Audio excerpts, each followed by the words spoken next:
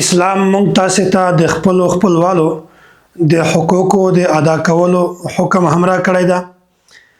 اسلام د مور پلار حق هم مونږ تاسو ته ښيي. اسلام د ښځې او د خاوند د بچانو حق هم مونږ تاسو ته ښيي. اسلام د خپل خور د خپل ورور حق هم مونږ تاسو ته راښيي. اسلام مونږ تاسو ته د ګاونډیانو حق هم راښيي. ګوري د مونږ دین مونږ تاسو ته دا خبره کوي چې په تا باندې د خپل پلار حق هم شته، په تا باندې د خپل مور حق هم شته، په تا باندې د خپل ښځې حق هم شته، په تا باندې د خپل خاوند حق هم شته، په تا باندې د بچیانو حق هم شته، په تا باندې د ګاونډیانو حق هم شته، په تا باندې د میلمنو حق هم شته، او په تا باندې د معاشرې چې کوم ناداره کمزوري خلک دا د هغو حق هم په تا باندې شته.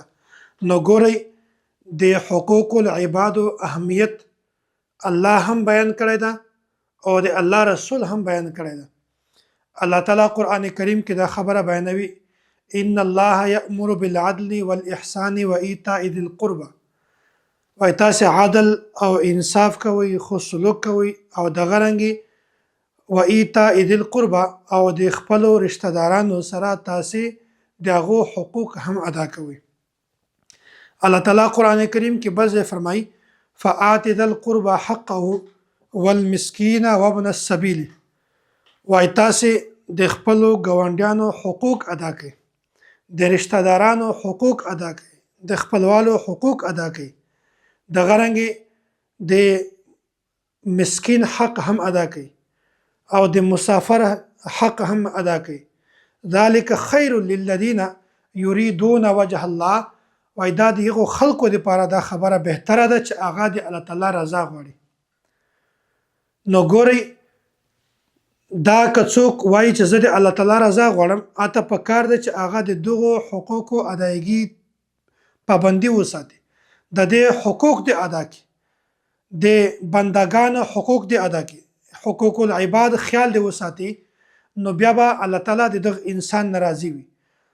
بل الفاظ کې دا ده چې الله تعالی ګوري خپل رضا دا معلق کړې ده په تشي باندې د بنده په حق باندې. الله تعالی وایي چې زه د تاسې نه هلته راضي یم چې تاسې د بنده حق ادا کړئ، د خپلو خپلوانو د ګاونډیانو حق ادا کړئ، د مسافر سړي حق ادا کړئ، او دغه رنګې د مسکین سړي حق ادا کړئ، بیا به زه د تاسې نه خوشحاله یم.